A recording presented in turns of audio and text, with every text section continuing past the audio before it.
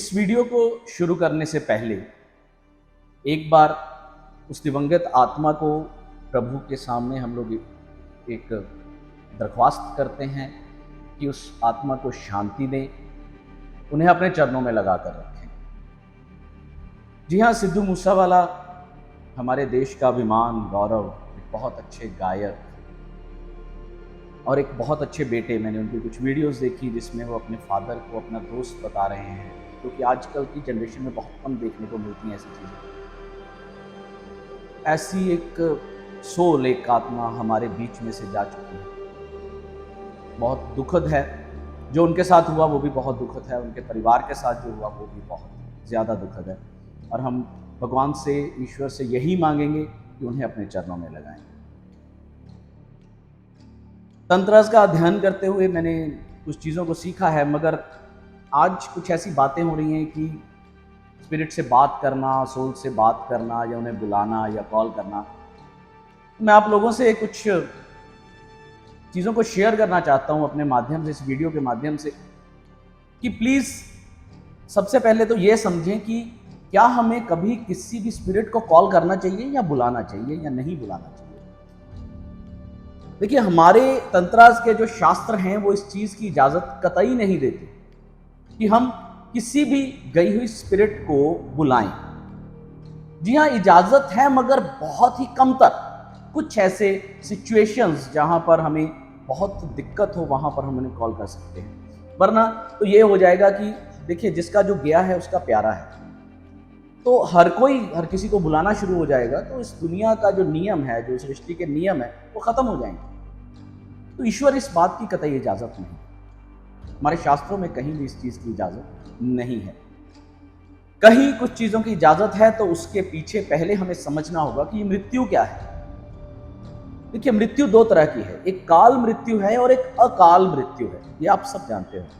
काल मृत्यु, इसको हम छोटी सी डेफिनेशन से समझने की कोशिश करेंगे कि आप बीमार हैं, आपको परेशानी है, आप दिक्कत में आ चुके हैं, आपको डॉक्टर्स जवाब दे रहे हैं, आप बेड रिडन हो रहे हैं, धीरे धीरे आपका शरीर, आपकी अवस्था आपको बता रही है कि अब आप जाने वाले हैं।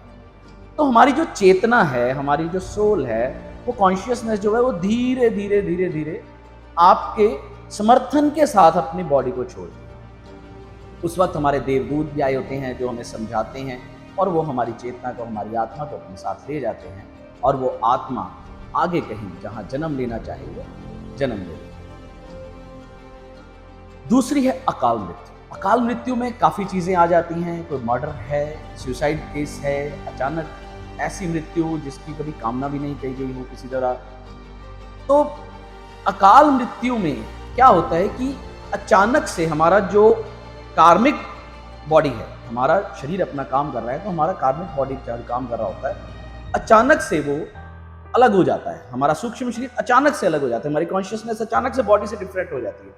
तो उस कॉन्शियसनेस को, उस आत्मा को समझ में नहीं आ पाता, वो एक सत्य में आ जाती है कि मेरे साथ क्या हो गया। तो वहां पर उस आत्मा की जो सिचुएशन है, उस सोल की जो सिचुएशन है, उस चेतना की जो सिचुएशन है, वो बहुत ज्यादा दर्दनाक हो जाती है।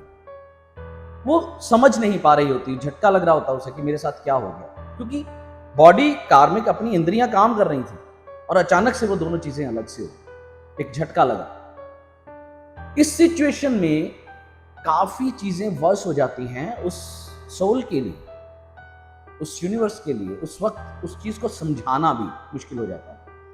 और ऐसे वक्त में कुछ हम लोग अगर उस आत्मा को बार बार बुलाने की कोशिश करते हैं, उसे याद करते हैं, उसे कहते हैं, तो वो डिस्टर्ब होती है और भी ज्यादा, क्योंकि वो तो ऑलरेडी सत्य में है, वो तो ऑलरेडी प्रॉब्लम में है, तो हम लोग उसे और ज्यादा प्रॉब्लम में डालना शुरू। उस सोल के साथ अगर आपको बात करनी भी हो, तो इसके लिए कुछ वैज्ञानिक तरीके हैं, कुछ पद्धतियां हैं, कुछ नियम हैं, कुछ कायदे हैं, जिनके जरिए आप इस चीज को कर सकते हैं, मगर हर जगह नहीं। कोई इस चीज को आप मजाक या एक छुटकापन ना समझें। ये एक बहुत बड़ी साइंस, एक तरीका है।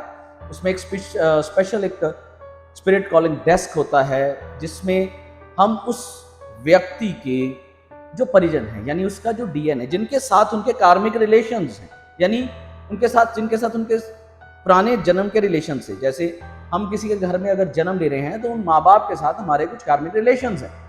तो जब तक वो लोग उस सोल के कार्मिक रिलेटिव्स, यानी जो हमारे इस वक्त के उस सोल के इस दुनिया के जो कार्मिक रिलेटिव्स हैं, जब तक वो इस चीज को खुद अंजाम नहीं देते, खुद उस कॉल के लिए नहीं बैठते, तब तक वो कॉलिंग नहीं हो पाती।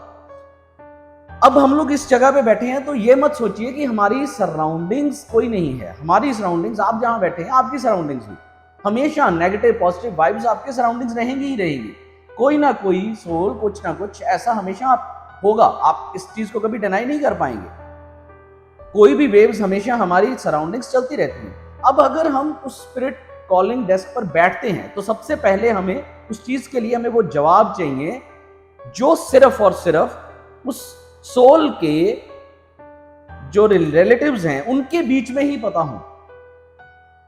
यानी अगर हम सिद्धू मूसेवाले से अगर बात करना चाहते हैं, मैं नहीं कहता कि मैं सिर्फ सिद्धू मूसेवाले की बात कर रहा हूं, मैं हर स्पिरिट की ऐसे ही बात कर रहा हूं कि जो अब पहले तो हमें बुलाना नहीं चाहिए, पर अगर हम बुला रहे हैं, किसी से कुछ चीज का जवाब चाहिए और वो हमें यहाँ पे नहीं मिल पा रहा है, तो उसके लिए अगर हमें कहीं बहुत रेयर केसेस में इस काम को करना पड़ता है तो उस केस में सबसे पहले उसके रिलेटिव्स, उसके ब्लड रिलेशन के लोग चाहिए जिनको ऐसे कुछ क्वेश्चंस का पता हो जो दुनिया में किसी को ना पता हो। जैसे हम जहां जन्म लेते हैं, हमारे माँ बाप के बीच में हमारी कुछ ऐसी बातें होती हैं जो किसी और को नहीं पता होती।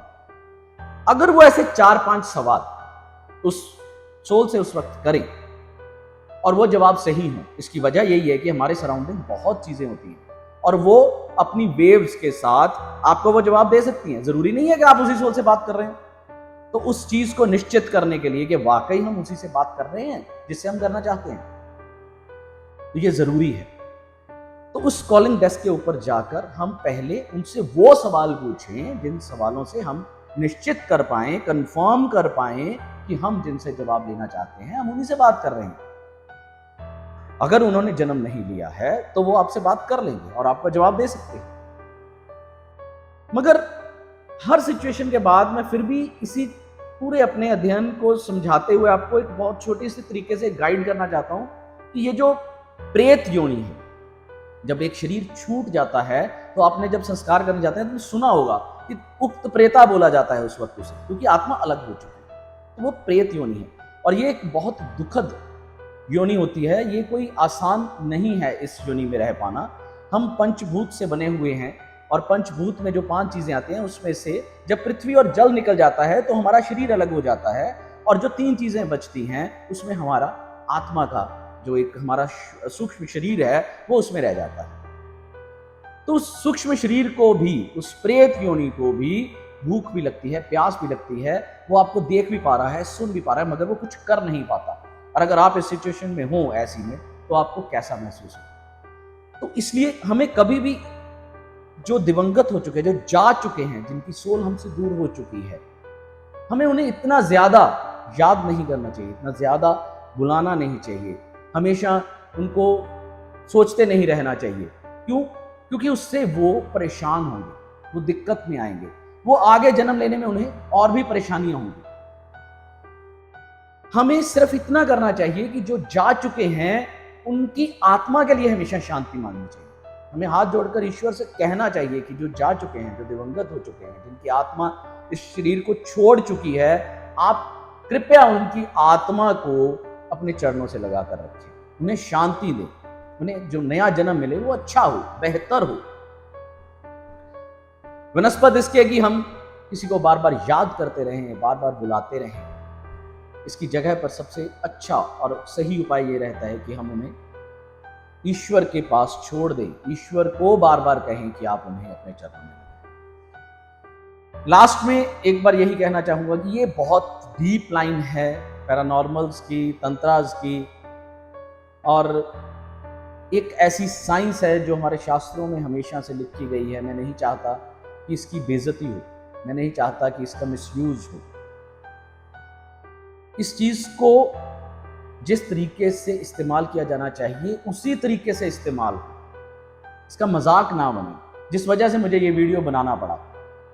क्योंकि जरूरी है हमें अपनी हमारे जो विज्ञान, हमारे शास्त्रों में दी हुई बातें हैं, हम उन पर खरा उतरें, उन्हें सही तरीके ढंग से प्रेजेंट कर सके, बता सके। अगर कोई चीज़ है तो उसे कैसे देखना है, अगर कुछ नहीं है तो उसे कैसे नहीं देखना। हमारे पास हर तरह के साइंस है, हर तरह का विज्ञान है, मगर मिसयूज ना हो। एक बार जाते हुए फिर से उस दिवंगत आत्मा के लिए, सिद्धू मूसा जी के लिए हाथ जोड़कर उस ईश्वर से मैं खुद भी प्रार्थना करता हूँ, आप लोगों से भी कहूँगा कि आप उनसे यही प्रार्थना करें, ईश्वर से उनकी आत्मा को शांति दें, उन्हें अपने चरणों में लगाएं। धन्यवाद।